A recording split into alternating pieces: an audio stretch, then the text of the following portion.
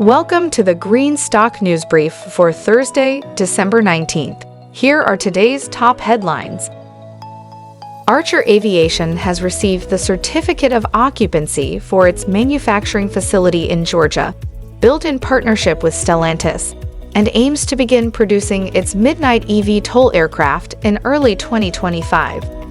With plans to scale to 650 aircraft annually by 2030, the facility will leverage Stellantis' expertise to deliver sustainable, low-noise urban air transportation solutions. Toyota Motor has received $4.5 million from the U.S. Department of Energy to develop innovative solutions for EV battery circularity.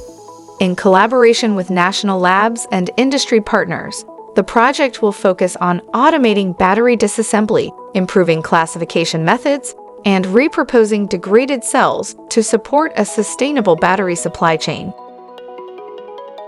HUD 8 has purchased 990 Bitcoin for $100 million, increasing its reserve to over 10,000 Bitcoin, valued at over $1 billion, positioning it among the top 10 corporate Bitcoin holders globally.